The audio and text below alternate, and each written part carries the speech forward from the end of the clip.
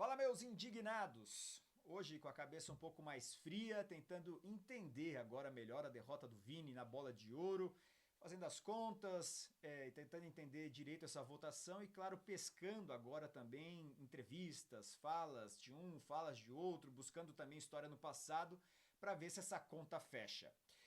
Vamos começar com a entrevista que deu o editor-chefe da revista France Football, o jornal L'Equipe, logo após a votação. Ele falou que o Vini acabou perdendo pontos nessa briga direta com o Rodri porque o Carvajal e o Bellingham, que são companheiros de time dele, acabaram tirando pontuação do Vini nessa votação. Isso até poderia fazer algum sentido. Porque mesmo que eles estivessem dividindo pontuação com tudo que fez o Real Madrid na temporada passada, os três deveriam estar à frente do Rodri. E se você levar o critério de seleção ainda com outro peso, ainda assim o Carvajal deveria estar à frente do Rodri, porque os dois estiveram juntos pela seleção espanhola na Eurocopa. O Rodri até foi eleito o melhor jogador do campeonato, na minha opinião, injustamente. O Fabián Ruiz jogou mais do que ele. Então o Carvajal, por tudo que fez no Real Madrid, os 3 títulos que o Real Madrid ganhou na temporada, o Carvajal ainda assim deveria estar à frente do Rodri. Acho que foi uma resposta pronta, uma resposta já pensada. Foi feito um media training com esse editor-chefe da revista France Football, porque não é possível.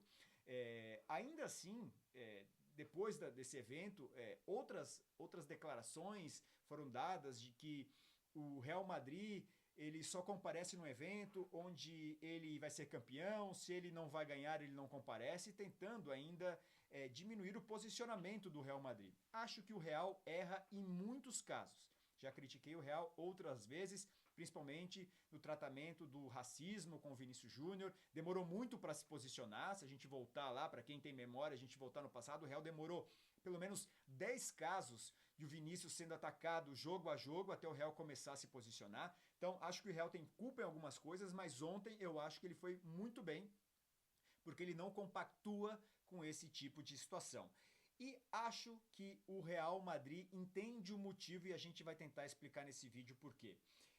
Temos que voltar um pouquinho no tempo. É um jogo que começa fora de campo. Em 2021, tenta-se criar a Superliga Europeia, um novo campeonato envolvendo os principais clubes de futebol na Europa que substituiria a Liga dos Campeões. Ou seja, tiraria o poder das mãos da UEFA e também da FIFA. Depois esse projeto acabou não saindo no papel. Esse projeto inicial era para ser um campeonato formado por 20 clubes, seriam os 15 clubes fundadores, mais 5 times que seriam depois de acordo com o ranking de outros campeonatos e tudo mais. 12 clubes chegaram a formar esse primeiro pelotão. O Big Six na Inglaterra, o Manchester City, Manchester United, Arsenal, Chelsea, Liverpool e Tottenham. Os 3 principais clubes da Itália, o Milan, a Inter e a Juventus. E os 3 clubes da Espanha, o Real, o Barcelona e o Atlético de Madrid. Eram 12 clubes a princípio que estariam criando essa Superliga. Aí veio muita pressão por parte da UEFA, com repressão, com os clubes sendo coagidos até de certa forma, e aí começou a desistência. Primeiro os clubes da Inglaterra pularam fora desse barco, anunciaram a desistência, depois os clubes da Itália, e quem permaneceu foram Real Madrid e Barcelona. Os dois, apesar de enfraquecidos politicamente, mantiveram o projeto e seguem ainda trabalhando por baixo dos panos para quem sabe num futuro próximo fazer esse projeto dar certo. Isso a UEFA entendeu como uma afronta, porque tiraria dela esse poder de dominar o futebol europeu. Os clubes justificavam que a criação da Superliga Europeia geraria mais dinheiro para os clubes, eles se tornariam independentes, poderiam gerenciar assim o número de jogos também e poderiam vender eles mesmos os direitos de transmissão, o que daria muito mais dinheiro para os clubes, pois não precisariam fatiar com a UEFA esse tanto. Pois bem, isso não caiu bem e esse problema ficou engavetado. A UEFA não digeriu isso que aconteceu. E aí tem um outro ponto também que já começa a falar na França, aqui na Espanha também começam a falar, é a influência do presidente do Paris Saint-Germain, o Nasser El-Khelaifi, na votação.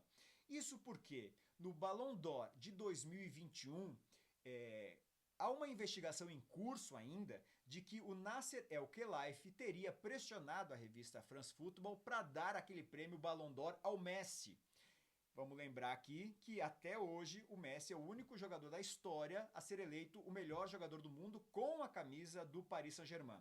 Foram mensagens que vazaram, que a polícia teve contato.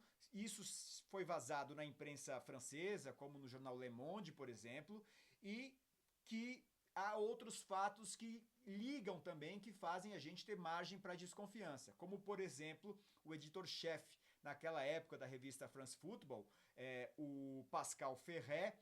Posteriormente, o Pascal Ferrer foi nomeado como diretor de comunicação do Paris Saint-Germain. Claro, os dois negam, dizem que não tem nada a ver, que o Messi mereceu vencer aquela bola de ouro e por isso ele foi condecorado com aquela premiação.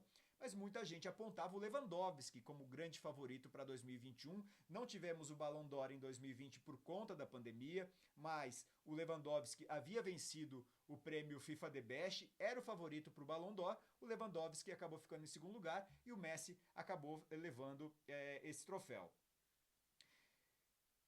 Se dá margem para a gente desconfiar de tudo que aconteceu em 2021, até porque há uma investigação em curso, a gente tem margem para desconfiar de que isso possa ter acontecido também em 2024. E por que, novamente, o Nasser El-Khelaifi?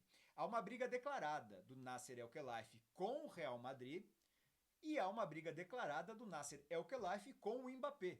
O Mbappé sai do Paris Saint-Germain de graça, toda aquela polêmica em que ele deveria ter renovado o contrato, ia ganhar um caminhão de dinheiro, ele aceitou abrir mão disso tudo para jogar no Real Madrid e foi jogar de graça. E aí há um conflito de interesse, um conflito de ego também entre Real Madrid e Paris Saint-Germain. E ao que tudo se especula, mais uma vez, para desmoralizar politicamente o seu grande rival dentro de campo e fora de campo também, o Nasser El-Khelaifi teria agido para que o Real Madrid não tivesse eleito o melhor jogador do mundo. A atitude do Real Madrid em não ir a Paris para receber qualquer tipo de prêmio, o Real Madrid tinha vários indicados a premiações, porque o Real Madrid sabe que essa guerra entre UEFA e clube ganha mais um episódio. E isso, claro, não vai acabar aqui. Se tem um clube que tem força para bater de frente com a UEFA, este clube é o Real Madrid. Pela imponência que ele tem dentro da Europa, no mundo, é o clube mais assistido no mundo inteiro, é o clube onde todo jogador quer jogar e é um capítulo que talvez a UEFA tenha vencido. Dentro de campo, o Real Madrid é quase que imbatível, mas fora de campo, o jogo é outro, o jogo é duro e aí a UEFA tem as cartas na manga e pode agir do jeito que ela quer. Foi isso de fato que aconteceu? Nós nunca saberemos, mas quando a gente começa a ligar os pontos, buscando o passado, as palavras que foram ditas agora, a maneira como cada um está agindo para repercutir ainda de fato esse prêmio, um dia depois dele ser dado ao Rodri, que também o Rodri é um jogadoraço, se não vencesse nessa temporada, deveria ter vencido na temporada passada, quando o Messi venceu mais uma vez. Então, não vamos tirar o crédito do Rodri, mas a gente precisa analisar o comportamento da UEFA, o comportamento do Ballon d'Or, que não é o primeiro ano que gera polêmica ao distribuir essa premiação. Se a gente voltar ainda no tempo, em 2010, muita gente achava que o Iniesta deveria ter vencido por ter feito o gol da Copa de 2010, então deveria ter sido eleito o melhor jogador do mundo, foi dado ao Messi também. Entre outros casos, o prêmio acaba gerando uma certa desconfiança em relação à credibilidade. O Real Madrid acerta em boicotar porque chumbo trocado não dói. Se ele se sente prejudicado, afetado moralmente por um posicionamento político da UEFA, ele tem que responder à altura do clube e o Real Madrid, na minha opinião, fez muito bem.